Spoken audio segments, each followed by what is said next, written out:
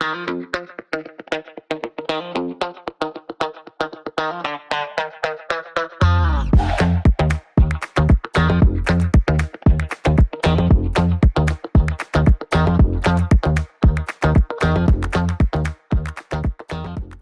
场各位朋友，大家好。那非常荣幸有这个机会，邀请大家一起来到北科集思会议中心，然后参与台湾软体工程学会办的这一次 Meetup。好，那我可能先跟大家稍微说明一下，为什么会有这次 Meetup。好，其实因为我们在过2天是正式的会议，明天就开始有议程，是在台中我们举办了一场亚太的样式研讨会，好，样式或模式就是 Pattern 的一个 conference。那这个 Pattern Conference 它其实非常的特别，好，那其实有机会的话，大家也可以再看看是不是来咨询一下我们这边的一些 Pattern 专家，然后为各位介绍一下它的一个进行的方式。那我们这样的一个 Pattern 研讨会呢，我们特别邀请到的这个 Yoder 哈，就是软工大师，然后呢前来为我们担任 Keynote Speaker。那因为有这个机会在台中，我们希望我们在北部也能够请这个 Yoder 帮我们做一些分享。那我们同时也是基于这样的一个这个主要的软体的开发、软体设计的主题，我们也邀请了这一个 Teddy， 邀请了 Michael， 然后一起来为我们进行这几场不同的 talk。好，把这边的音乐关掉。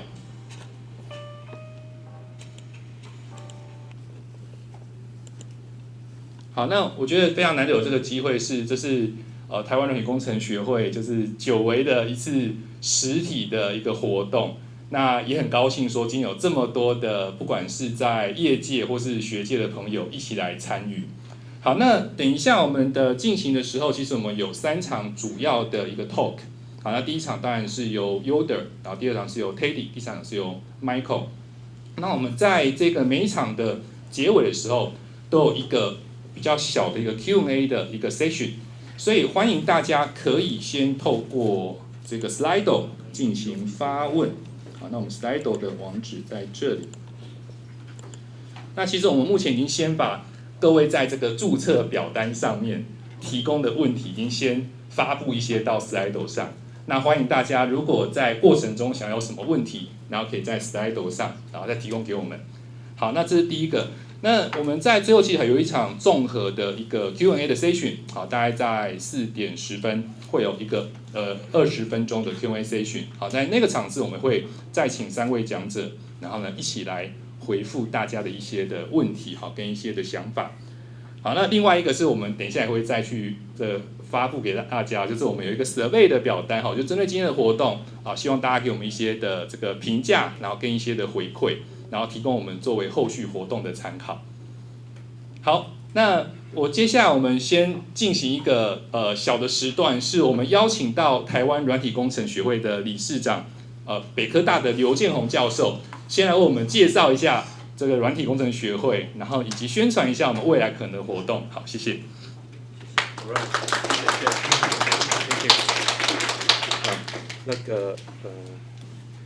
谢谢这一个上宾哈。那我首先非常欢迎各位来参加我们这个软体工程学会办的这个活动。好，那我们学会在台湾主要是 focus 在软体工程的教育训练啊，还有跟这个国际的学者的互动。好，那我们学会基本上是比较小了哈，因为在台湾这个对软体工程这一个领域不管是我们的老师也好，或者是我们的业界的同仁，虽然大家都知道这个很重要，但实际上还是相对于其他的领域，还是相对上是比较少的。所以今天可以有这个机会，我们也邀请到这一个国际的这个软工的大师，还有我们的一些业界的一些这一个知名的这些讲师啊，所以我们也希望大家可以透过这个机会，大家一起分享跟交流。这样子，那将来呢，如果学会有一些这个机会，还可以办类似的活动的时候，那也希望各位这一个在座的各位朋友哈和各位伙伴，还有可以一起来共襄盛举这样子。好，那我就不用占太多的时间，那接下来我们是进行我们今天精彩热烈的演讲。好，谢谢。好，那我们今天的整个活动的主题是 How to create extraordinary software 嘛，就是一个如何创建杰出的软体。好 ，extraordinary software。那我们有分成3个议程，那3个议程我们都分别的邀请非常熟悉3位讲者的引言人来帮我们介绍3位讲者的背景。那我们就进到我们第一个议程，那首先就邀请到台北科技大学的郑有进郑教授来帮我们介绍一下 Joseph Yoder。好，谢谢。Hello， 欢迎大家哈。那我就长话短说哈。那不过还是要介绍一下啦哈。Joe 呢是在工业界非常非常有名的，非常非常多年。那就是说这个，因为工业界比较吸引人啊，所以这个离开学校对不对？到工业界，这个发生在1990年代的时候，所以就在这些 Block Conference 里面，他是元老，创始的元老。那他现在是那个 Hillside Organization， 就是全球所有的 Block Conference 都是 Hillside 来这个所谓的这个支持办理的哈。OK， 那好，那一定要提的一件事情就是Joe 呢，他的 advisor 就是 Ralph Johnson， 就是我们 Game of War 里面的其中一个作者。我相信大家都是读过这本书的啊。我想我就不要再浪费大家太多时间，我们就请 Joe。It's all yours. I know probably 5 or 6 Chinese words like ni hao ma, wo hen hao, right? That's about it. But and shay shay, of course. So first of all, it's very good to be here again in Taiwan. This is my 2nd time, and I came for Asian Plop back in 2016. That was sponsored right here in Taipei. And then I'm here also for the next Asian Plop that we're having here. We had planned on doing Asian Plop in 2020 here, but we all know what happened in 2020, right?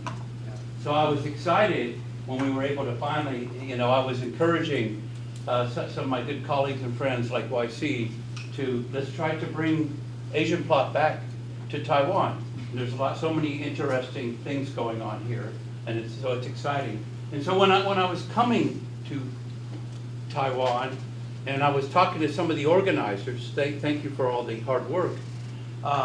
One thing I had mentioned to YC, I said, hey, after the pandemic, when I started traveling to Brazil again, we created this series where we can get people to meet up and share good proven practices about how to create good software. And patterns are about sharing knowledge. It's not about, patterns are like anti-patents. Patents are like, ooh, this is mine, right? Patterns is the opposite. It's about, let's work together and collaborate and share proven good practices. And so I talked with YC and I said, hey, how about we try to organize an open event? And so thank you so much for all the hard work. And I know what it takes to organize these types of things. And by the way, I will have information on how to get a hold of me at the end, so anybody's welcome to do that. Okay, good. It works. Technology is great when it works. Otherwise, so I'm going to kind of start with a little story to motivate things. And so this is actually with a company I worked with in Brazil. They were a very fast-growing company, but they kind of started out organically as something else. They started out as kind of an online and involved through Wall, a big news type thing. But then they decided to do online payments, something similar to PayPal. I'm not sure what you have here in Taiwan, probably not PayPal, probably some other options like that. But it was an online payment system. And so their architecture kept evolving over time. And then things changed. They split off this new company called PagSeguro at the time. And they were having a lot of good success, growing rapidly. Every year, more than quadrupling in size, and with not only with people, but also with the amount of business they were doing, and as well as the number of customers they had with that. So ultimately what they did is they made it they created like a square solution. They kind of evolved, like, okay, online payments is nice, but, you know, in kind of in the early 2010s or around that time, those types of solutions where we could do credit card, and they could really enable your small mom and pop shops that usually couldn't even get the big credit card bank accounts to all of a sudden they could do business. And it was really enabling and uplifting people. And so, and ultimately though, this was kind of a monolithic system, and it evolved over time, but they kept having changing requirements. So then you would try to force the existing system, which was architected nicely at the time, and they were doing a lot of good practices, but the business kept changing. All of a sudden, then they went to their own kind of device, the Modellina is what they call it, and so originally they had the thing that would hook to your phone that you could scan and do credit card and stuff like that. Then they had even their own kind of device that was hooked. And then the story goes on, because when I joined this around 2014-15, they were having the problem of success growing so rapidly, but the architecture was becoming what I'm kind of best known for, big ball of mud. Muddy architecture, and how can we refactor it and make it better with cleaning it up? And so they brought me in for that, and then one thing I pointed out right away is, you can do all the clean code you want, but if you don't change the way that you work together and the architecture, so I can refactor it, make it better, but if you keep doing what you're doing, a year from now it'll be the same problem, right? So we really had to rethink how teams work together. Conway's Law was coming into action, and ultimately they became a bank too. So now they're a pack bank, and they're continuing. When I joined them, they had 20-some teams. By the time 2020 had happened, there was more than 200 or 300 teams, just to give you an idea how fast things were changing. And we had to actually go and evolve this system quite a bit. And so this is a story of a lot of successful companies. It's the problem of success. A good problem to have, but if we don't think about the architecture, we're going to have a lot of problems. So when you think about Agile, what do people here think about Agile? Do people here know Agile? Yes, what do you think of Agile? It's a lightweight process. Lightweight process. What else? What does anybody think of Agile? Fast validation. Fast validation. Quickly adapting, right? Getting that feedback loop. And so, yeah, and so really, when you think, what are the expectations and hope is to kind of get that type of thing. So when you think about what do you hope or expect from Agile, you do have this, you want to focus on value, your faster time to market. Sometimes, hopefully risk reduction, because we're thinking about what's going on. Enhanced team collaboration, that's part of that lightweight process. So that lightweight process really kind of helps with that. And you're trying to be aligned with the customer needs. I don't know if this is going to force me to stand more over here. Better predictability, and then ultimately quicker response to changing. So you're going along because you got this lightweight process, and you got faster way of validating your ideas, and you get that feedback loop working closely with the customer or whoever you're building the software for. You can inspect and adapt and try to improve. Now, a couple of these are competing kind of forces with this. I'll switch hands here, see if this is closer, right? Maybe I'm kind of like right at the range with my battery. But if you think about improved quality and risk reduction, sometimes faster time to market is kind of pulling you against one or the other. So even as you're thinking about Agile, you have to kind of work on that. I'm going to focus this talk mostly on the architectural requirements for helping you with fast flow, quickly responding to changing priorities, and how can you architect your system to help with this. Okay, so one thing I'm going to go through with this is, and if you want this, if you want your architecture to help you so you can quickly adapt to changing environments, one thing is make your changes more smaller and self-contained, not this big complicated thing. And part of the agile mindset was supposedly to fit in to help fix with that. Whoops. Now it's all of a sudden I got a lot going with it. Okay. There we go. So there's definitely some architectural characteristics that can actually help with this, such as modularity, things that we've known about, abstractability, adaptability. And there's actually two types of adaptability I'm going to discuss. Things such as modifiability or the way you can customize things as you go. And then organizational affinity, how well, that comes back to Conway's law with this. Oh, we can switch to another Okay. projector. Sure. Hope it's smoother. We'll try. If that works, that's cool. And then secondly, you want to make sure you're confident about change. And so there's some architectural properties that can help with that as well. So like things like testability, understandability, and experimentability. And then also, somebody talked about the feedback loop. That's important too. You want to get quick, effective feedback. You want to experiment with new ideas. Yeah, and that way we can try this out, maybe do a, Thank you. see if it works. Okay. Okay, it Okay, works. thank you.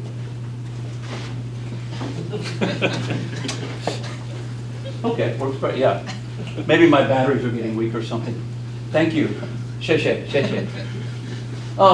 So you want that quick feedback as you're going through this as well after the change. And so you need to be able to observe, and it also can help you experiment with new ideas. And you may get things such as blue-green deployment or canary releasing of new ideas. And also you want to make sure you're focusing your time on the change and you're not distracted by a lot of other things. So observability can help with that as well. But additionally, operability is very important.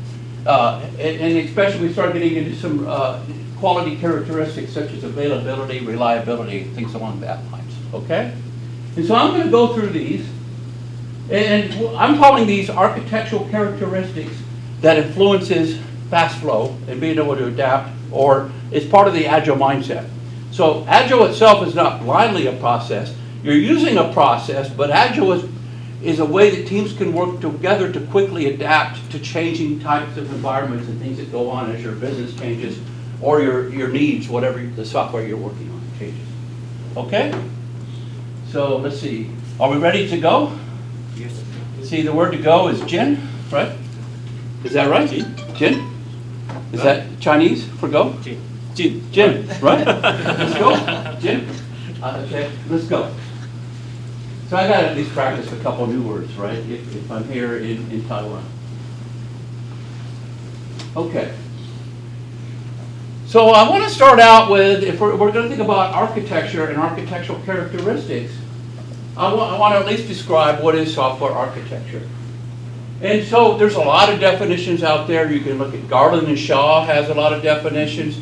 Patterns of Software Architecture, which was a POSA book written more than 20 years ago, talked about what architecture, and you can have the IEEE definitions. But really when you think about it, it's a high level ways of things put together, how components interact. But what I like is, I worked with Ralph Johnson, the Gang of Four dude, which I think you mentioned, right? So this is Professor Ralph Johnson a long time ago. He's much older now, but this is an older picture at one of the QCon presentations he did. But I love Ralph's definition here. Because if you really look at what Ralph's talking about, the shared understanding that the expert developers have of the system design. How do things really go together and work together? Or, I like this one, the decisions that you wish you could get right early in a project. Or the important stuff, whatever that is. So Martin Fowler actually wrote this up and put in his book with the quote from Ralph Johnson, because he got an email from Ralph. And actually, when I met with Ralph many times, I was a graduate student with Ralph back in the 90s. Makes me a little older, right? So, but it was, we were doing a lot of cool, exciting things. The internet was just taking off at that time, and Ralph was really good at taking complicated things and making them so that it's easy to, easy way to understand it. In fact, I always wanted to just package Ralph up and take him with me when I was doing different business stuff, because he can always give that nice, aha, yeah, this is obvious, we should do it with this. And so this is kind of a nice definition. So when we think about architecture, I want to kind of go from that perspective with these kind of definitions. So you at least know, what does Joe think of architecture with this? And so here, I'm calling this Agile Failure Mode 1. If you neglect the software architecture, our good friend Mike Beadle did a really good one on this actually. Thinking about, you know, hey, if you don't, I don't care how agile you are, how good your mindset is, what type of people skills or frameworks you're using, if you don't pay attention to architecture, you're in trouble, basically is what this is saying. And that's what our good friend Mike Beadle, who did some of the early agile movement stuff, wrote some of the first Scrum patterns, and wrote a bunch of different type of agile enterprise practices as well. So if you focus too, I mean, agile isn't a blindly following a process. In fact, agile was saying that we put working software over these heavyweight processes. We had a lot of heavyweight processes back in the 90s. It really caused a lot of problems. And some of us were trying to get out, and you know, you started getting RUP and all these other types. But this is really trying to focus on the process, but you also need to think about the technology. Unfortunately, there's a lot of agile myths today, and as people have gotten caught up with agile, if you go to the big agile conferences, either here in Asia or in Europe or the US or Latin American countries, they're starting to get caught up with too much on the process and business side. But the original Agilists, when the Agile Manifesto was done, it was supposed to bridge the gap between technologists and the other side and focus on making those types of right decisions.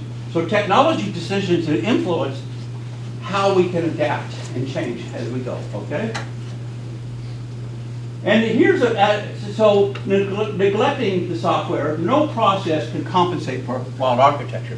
It could be your architecture was very reasonable and reliable for the time, but if your needs are changing, if you don't adapt the architecture, that architecture which was reasonable now no longer meets your needs and it's holding you back. So sometimes you have to either evolve your architecture or make a radical change and maybe re-architect the system and redesign what you're doing. So, with that motivation in mind, I want to start talking about some of these different types of, I'm writing them up as patterns for this Asian plot. We actually have a paper that'll describe some of this, which you can get through the Asian Plot Conference. And by the way, anybody that still wants to go to Asian Plot through Tai Chung, I think they could still probably sign up, right? Yeah, sure. We have one of the organizers here, right over there, right? So, so if you want to go to Tai Chung this weekend, you can meet some different patterns people and still sign up and participate. But when you're thinking about modularity, so what is modularity? Let's just think about what modularity is. And it's been around for a long time. You can even think Dave Parnas talked about modularity a long time ago. He's one of our luminaries in computer science in the early days. But you've had a lot of other people talk about this. But really, how you can separate your components and break down the system with different types of modules and components and how you kind of build things with that. And it can often it gives you the benefit of flexibility for having different types of configurations or how we wire things together between our different components as we build the system. However, and I like this quote, it's an old quote, but it's still relevant today. 95% of the words about software is spent talking about the benefits of having a nice modular clean design with a beautiful architecture. But a little, if anything, is said about how to achieve it. And so that's where the main benefits come on. And it really comes down when you're doing modules, what size do you have, right? So the granularity, if you think about it, I could have one big module, right? The system, the big ball of mud, you know, that's the pattern I'm probably best known for. You know, because I wrote it a long time ago, we talked about what causes it, how to help evolve from it. But if it's too low, if the granularity is too low, then you can end up with a big ball of mud. On the other hand, Nowadays, microservices are popular. People here, anybody here doing microservices? Anybody doing some? I see some heads nodding, right? Microservices, few people, few hands up. Well, that's a component. And so if you think about it, I can make every function a microservice, right? Technically, I mean, it would be kind of a stupid idea, but I could do it, right? So that's a lot of complexity and efficiency. So then you have to have a lot of distributed transactions, or what I call, you can have a big ball of distributed mud. That's worse than a big ball of mud, is you have a bunch of, distributed systems are hard to build and get right. So you want to embrace it, modularity, but beware of granularity. Get the size right. So this is a challenge. And I'll talk about some techniques that you can do to help get that nowadays. So what helps is getting the boundaries between domains and subdomains. So if I'm doing banking software, most of you know banking because we all have, whether we have credit cards or whatever, a bank account. And we know what having, I don't know if they do you do checking account here or just now we're getting online digital, we're checking starting to go away, right? And but you think of credit card domain, which might be different than now you're having your investments, or you may have your savings account or things like that. Those domains are a little bit different, and trying to find those boundaries can help you. And what you really want is high cohesion and low coupling. And that's one of a term that's been around for a long time, but how you do that is finding the right boundaries and then making sure to separate concerns or put a layer between the different boundaries to help with that. And obviously, if you don't have good defined responsibilities, that can hinder. And inconsistent interfaces and protocols. So when we have our boundaries, we really want to talk about what are good interfaces for achieving this.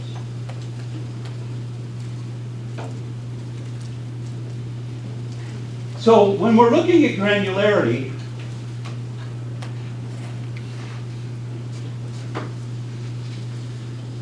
okay, here we go, finally. So, we want to look at whether we're too low or too high. And so we can either have different disintegrators that pull you away from it. Wow, now this one is getting weak, right? 5 minutes. So you think about the scope and functionality, it affects different things. So the disintegrators kind of pull away from what's going on.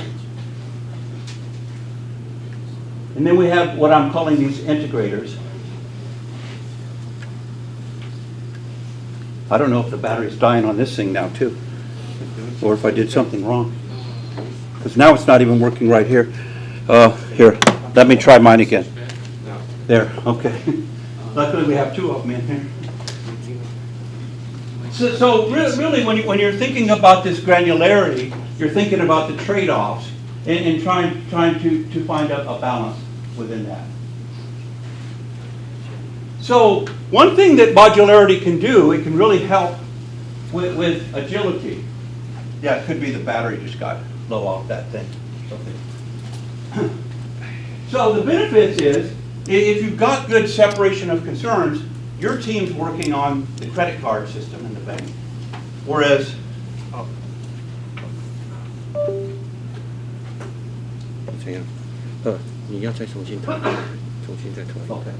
It's okay. Okay. Is that one working? No? No? Okay. I'll just have to stay with what I have. So obviously, if we've got separation of concerns and we've got good modules, one about credit card, and we've got one about, now we're going to do crypto, for our banking system, and those teams can work more independently, and they have agreed good interfaces with that. It'll really help them where they can test independently. They can change one thing without worrying about affecting other parts of the system. It even kind of facilitates teams kind of working independently and being responsible for what they have and can work in parallel with these types of systems. I just have to do kind of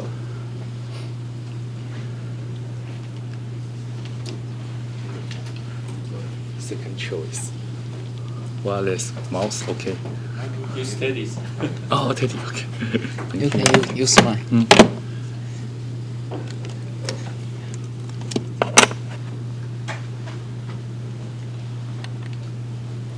Or I just may have to get back to old school and just push the button, you know, which I can do that, you know. So, because you also have challenges. On the other hand, they kind of want me over here, so that's why I'm going back and forth, because I think they're trying to do a little bit of, take a picture of this. So sorry about the tech. Like I said, technology's cool when it works, but not so cool when it doesn't, right? It sucks when it doesn't. So if you don't have good modularity, it can really lead to, like, you have a lot of complexity, reduced efficiency, one change might affect another part of the system. You have to get a lot of collaboration between teams to make sure before you roll out. So trying to find these boundaries is an important thing when you do this. So that's it for modularity, okay? So let's now look at abstractability. So with abstractability, it really, I mean, that's what good design was about. When you look at the design patterns, many of the design patterns were coming up with good abstractions, good object-oriented design. When we're going to talk about, maybe we're doing a medical system, we have health professionals, and we have, which could be nurses or doctors, so we create an abstraction for health professionals, and then we have ways of kind of abstracting away things about health professionals that we don't have to start worrying about and duplicating what's going on with this.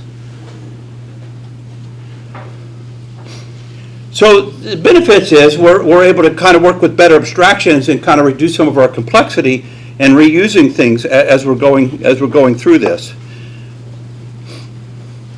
And obviously, if we have well-defined interfaces and API contracts, in fact, that's what anybody that does object-oriented programming, and when you create a good object design, you're using design patterns, you're kind of creating a good abstraction for this. So if you say, this is the thing about customer, we have an abstraction about customer, what are the things and what is the API things about that?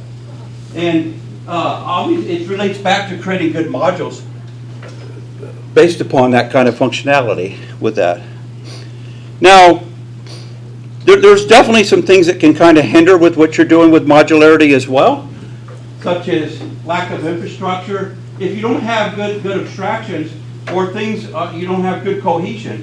So you start getting some dependencies between things. So cohesion, we're trying to get a lot of related things so that they can work together well with that.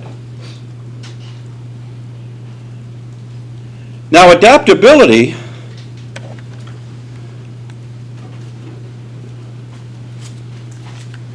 Okay.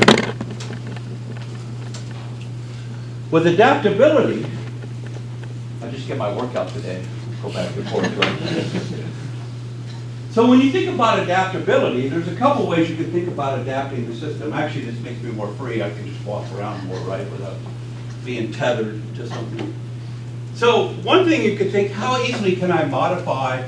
We have a new change or a new requirement or a new type of, all of a sudden, I remember I worked for one of the largest online digital banks in the world today, Nubank, and one of the things that you know, as they're going to new countries, they'll have new kind of regulations and new types of laws and things for tax laws and things. So they want an easy way to modify the system to be able to adapt.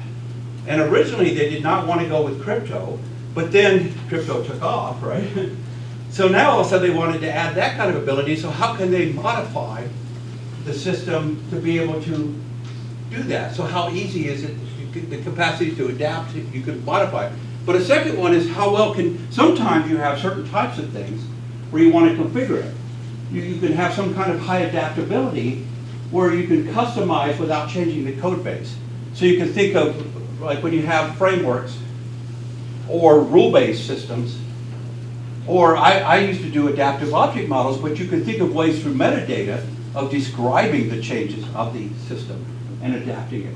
So think, for example, if all of a sudden I have a piece of medical software and there's some kind of new disease, if I have an easy way of describing in data the attributes about disease, it's a way of adapting the system without even writing any new code. It's a very powerful thing But that's with the assumption that our system is about the medical domain, understanding different things about disease.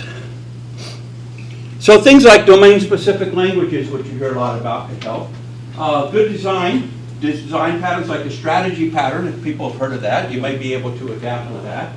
Or good frameworks or platforms can really assist with that. And then obviously, if you have tightly coupled systems or bad code structure, that can definitely hurt things too with that. So thank you. Okay. So one thing, I mean, the ultimate of agility is, imagine if you have a new requirement and I don't have to write a new piece of code at all. I'm able to just change some values, some data in a database, some things about it. That's highly flexible. So that can really help with agility. And you could experiment with new types of ideas. So with good frameworks and good platforms. And in fact, Percher Meyer has, it's one of the solid principles from Bob Barton and Michael Feathers, but Percher Myers has the O is open for extension but closed for modification. And so if you have good design, wouldn't it be cool if you could add, you have a new requirement, and all you do is write some code, but you don't change any existing code. That's really what open for extension, closed for modification means. Is I have a new requirement, but I don't touch any of the existing system, so I don't break it. Nothing's broken. You have such a good abstraction and good components and ways to adapt and configure the system. I just write a new subclass or some kind of new piece of code, and the system has a way of getting that new type of behavior with that. Now, obviously, it's challenging to get that. You might have to teach people about your adaptability, your DSL. You might have complicated testing, and so there's a lot of challenges. One thing that's a big part of what we've been trying to do with patterns is we talk about trade-offs. Design is always about trade-offs. And when we're making architectural decisions, there's one benefit versus another. And so as we're doing these types of things, it's important to understand and know the trade-offs with what we have for that. And so knowing the challenges is very, very important. Go ahead. Nothing works. I don't know why. Yeah, let's just leave it as. Technology. Now the next thing, this is more, I wouldn't call it a direct architectural property, but it's a property that influences your architecture. So who here has heard of Conway's Law? Anybody here heard of Conway's Law? A few people. Conway Law. He's a very, very famous person in our field, but he really talks about how your organization is structured influences how your systems are built. And thinking about those organizational things are very important. So organizational affinity is definitely an important thing. So how well the architecture system aligns with the organizational structure can allow teams to work better. So if your organization is really split based upon user interface, back end, front end, things along that line, sometimes that can cause a lot of communication bottlenecks and issues. And so Conway, he wrote this a long time ago, but it's still true today. And so when we think about how we're building our systems and how we organize our teams, definitely is very important consideration for what we're doing. So we're constrained to produce designs which are copies of the communication structures within this. And so it's really important, in fact, we wrote this up as a pattern, is organize around the product domain. Think about what you're building. Don't let the organizational structure, you got to build products. So you got to really think about how do we build our organization should really be in considering what kind of products and services that we're providing. And if you don't do that, it's going to cause a lot of tension, and it can cause a lot of bottlenecks and other types of problems with that.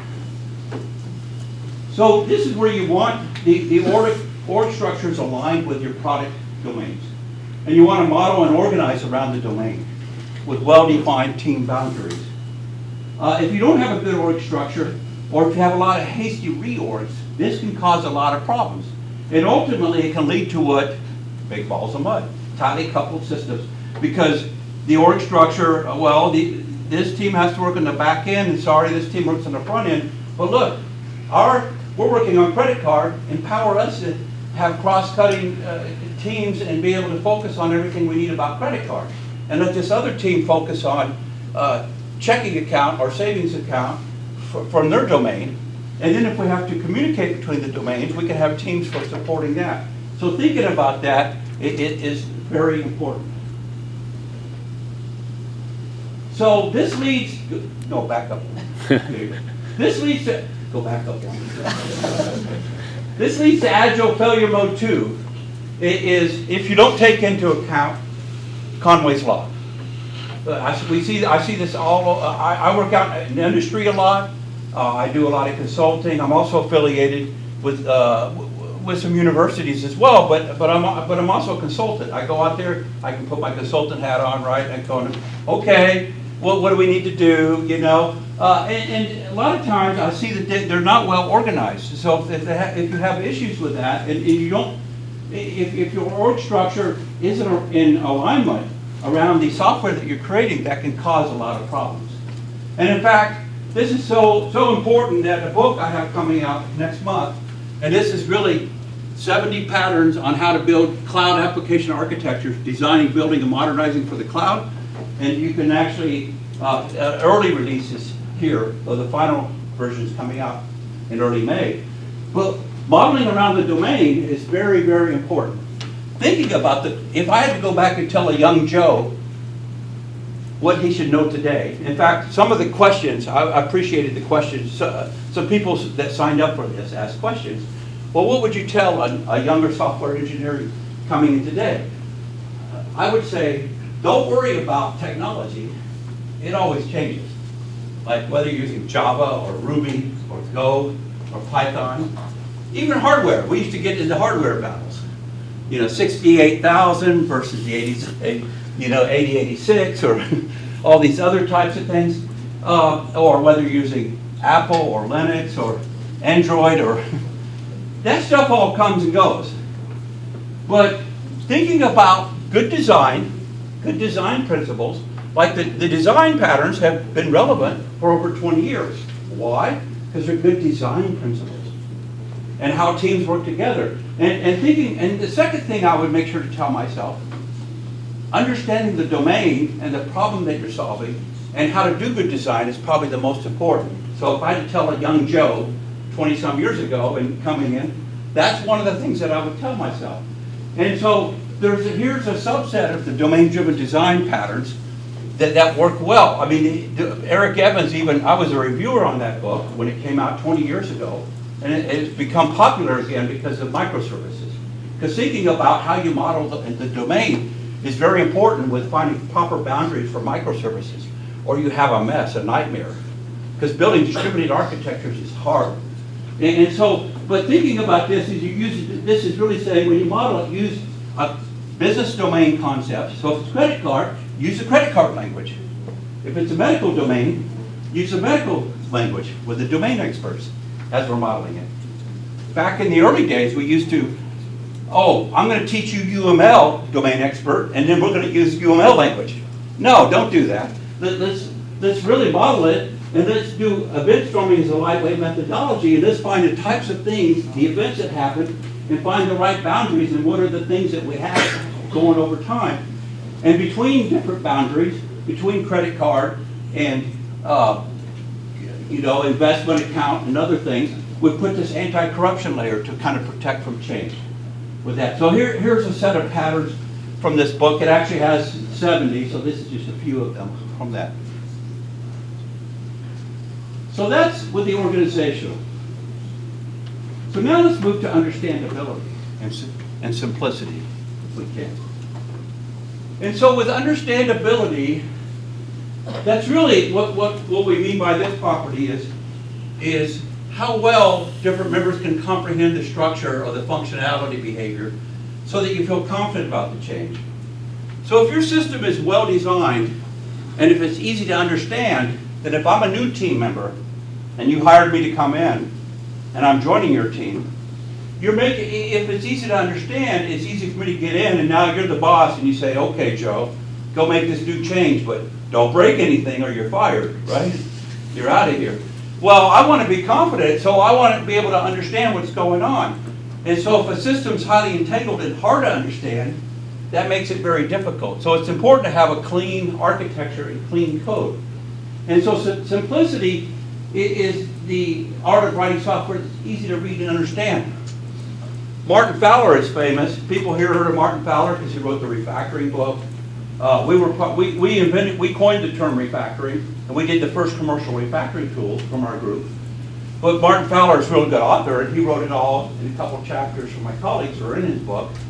But him and Kent Beck talked about clean code, and with that, and Martin makes a quote that anybody can write code that a computer can understand, right?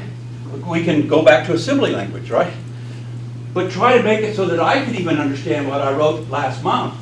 Or if it's a team of us working together, write code that other team members understand and can change safely, even as you're onboarding new team members with this.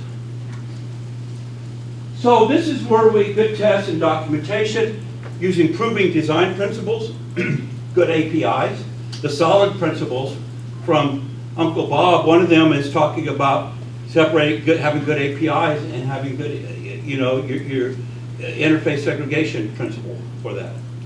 And in Kent Beck, when he talks about clean code, and even Bob Martin, Uncle Bob does the same thing, they talk about how names mean everything. Computer doesn't care what kind of names we use. The names are for us to understand and communicate. So saying what you do and using proven practices or principles. Now there's things that can hold you back too, such as smart code. I'm trying to be too clever. Ooh, look at this cool technique I did. And it might be, what am I trying to impress you? Or is it understandable? So simplicity is kind of an art. And so as we're working on these systems, trying to understand the art, what makes for good code. So if we have too many abstractions, or a lot of those code smells, like the list in the Refactory book, long function things can make things very difficult and hard to understand. Go ahead. It doesn't change page.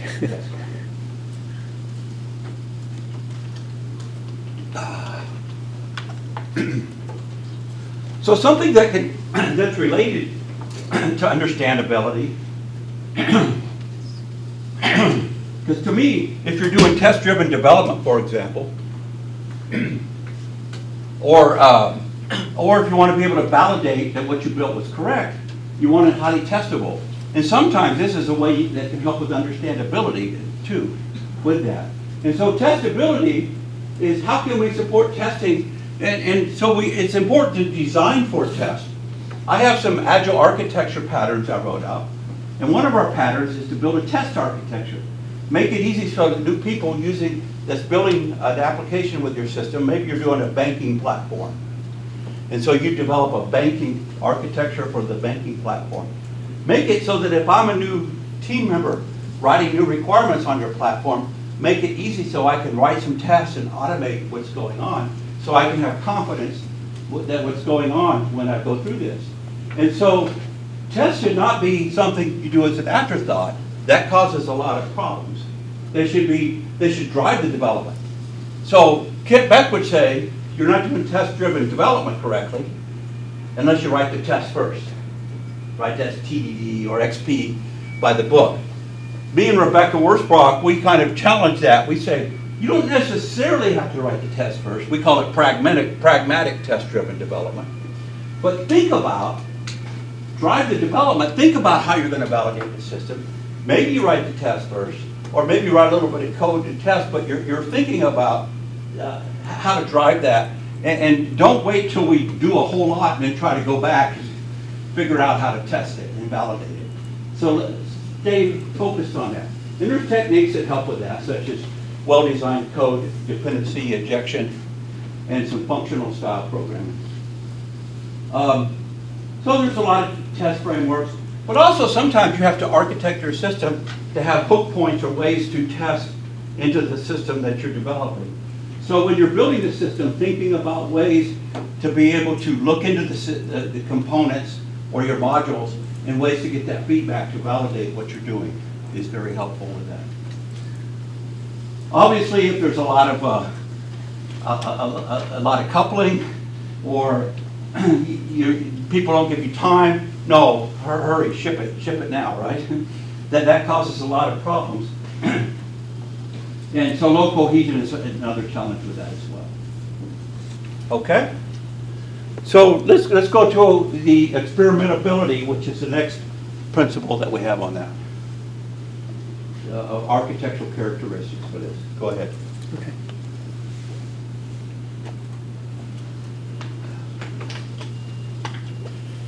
And to me, this is where you really get the ultimate of agility, if we can very quickly experiment with new ideas. This is where a lot of organizations have had big wins with microservices. Because if you've done a good design, now, there's a lot of, don't misunderstand what I'm saying. Microservices has many challenges as well. So if you have a bad design with microservices, woo, that's terrible, right? So it was a lot of distributed transactions, and it can have performance problems and other issues.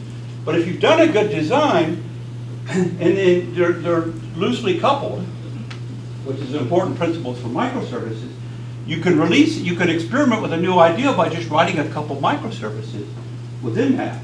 And so with experimentability, we want to really get response from real users. So adaptability, also one of the adaptability characteristics I said earlier, can help with this experimentability as well.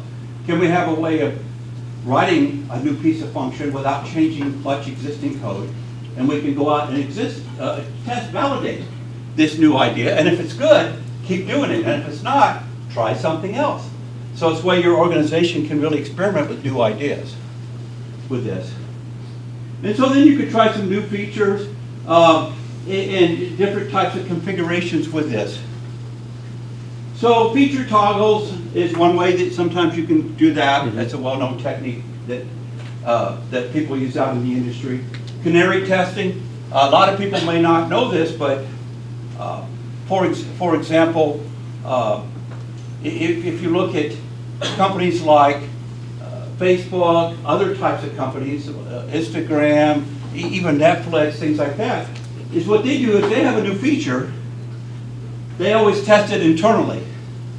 Okay, let's release this to everybody inside Facebook, because if it's got a problem and not so good, we don't have to release it to the rest of the world.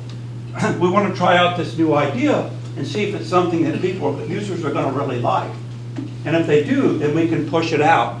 We can canary release it out to the rest of the world with this. And so an adaptable architecture can help with that. Now obviously, if you have a heavyweight, very rigid deployment process, not good testing, and complex systems, it's hard to experiment because you don't know if you're going to have problems with other types of things with this.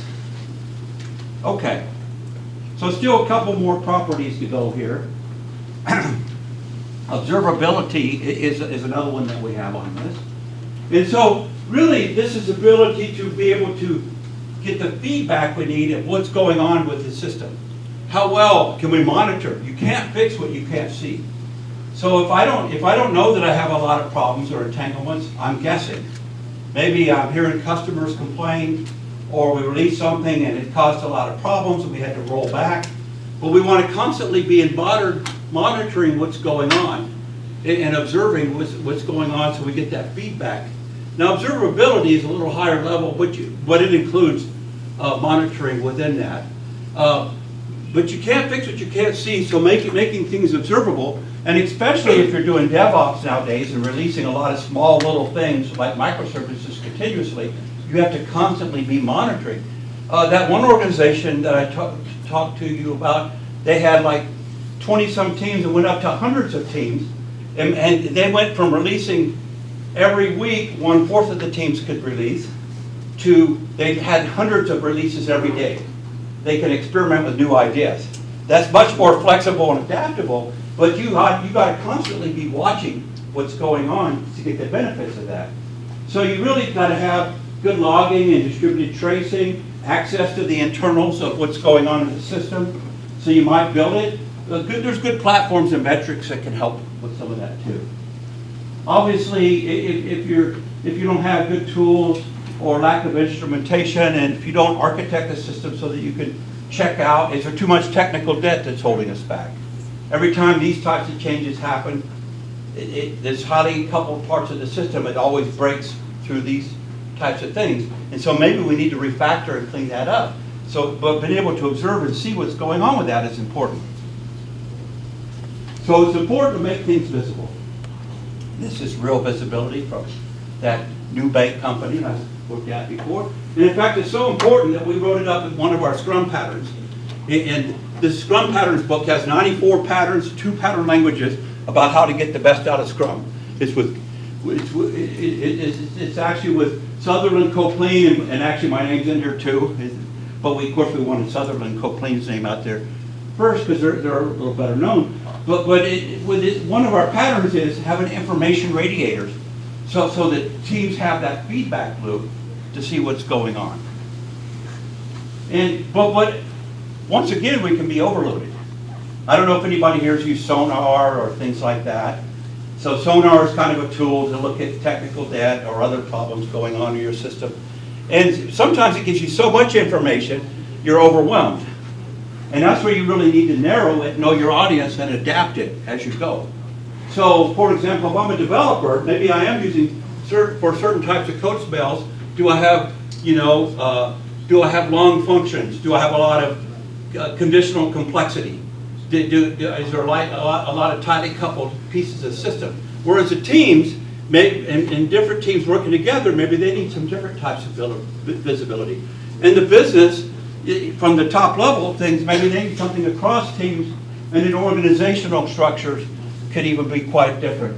So it's important to define metrics that add value to your business team and make them visible. And if you're really using the agile mindset, you're always inspecting and adapting to what adds value. Because it could be that this used to be something we had to look at last year, but maybe it's no longer relevant. We've dealt with that problem, we have new problems, so maybe we need to get a new view of what we have going on. So observability can really help and get us our feedback loop with agility. But there's challenges, once again. You have to do the tuning and maintenance of it. You got to be careful about excessive data. Depending on are you buying different tools, you might have licensing issues. And you might have to, your development efforts, you might have to be committed to adding into your architecture ways of observing, building that observability in. And then last of these properties, before I bring this back together, is operability. And that's related to that availability and reliability. So how easy can the system be operated, managed, and maintained in an environment? How easy is it to operate and manage this, or is that holding us back where we're constantly being interrupted with our normal type of work with this? So we're trying to deal with that. And of course, availability and reliability, availability is a percentage of time the system is operational. It's uptime divided by the uptime plus the downtime is the availability percentage. And in reliability, the probability that the system will work properly over time. And so when we think about operability, we want something that can help us be real reliable what's going on and keep the availability up. So if we've got a monolith, by the way, before microservices, we did not have the term monolith. That came after microservices, about 10 years ago, when microservices started coming out. Then what do we call these other systems that aren't microservices? Well, that's where they got the term monolith. Before it was the system, and sometimes you had parts of the system that were distributed. But there's some things that can really help with operability.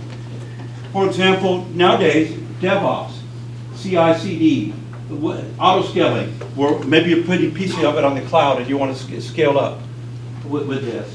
And then there's things that can hinder that with you as well. Okay? So there's definitely some benefits and challenges with that as well. So let me just kind of wrap up here. So with a few minor hiccups due to technology of one form or another issue, I've tried to go over these set of architectural characteristics that influence agility, right? And I was primarily focusing on ways to quickly respond to changing priorities, okay?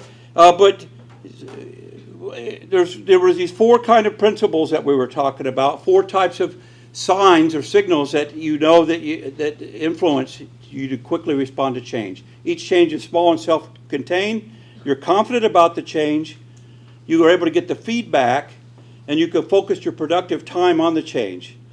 And by the way, even though I mostly focused on quickly responding to change, a lot of these architectural characteristics also influence things such as you can focus on value or a faster time to market, and you can feel more confident about the change. For example, if we make the code more understandable and it's easier to change and more modularized, we're more confident with improved, and maybe to a lesser effect, it can help with some of these other hopes or expectations from Agile. And in fact, you heard me mention Mike Biddle, but continuous attention to technical excellence, this is principle number 9 behind the Agile Manifesto. They preach this. It's very important.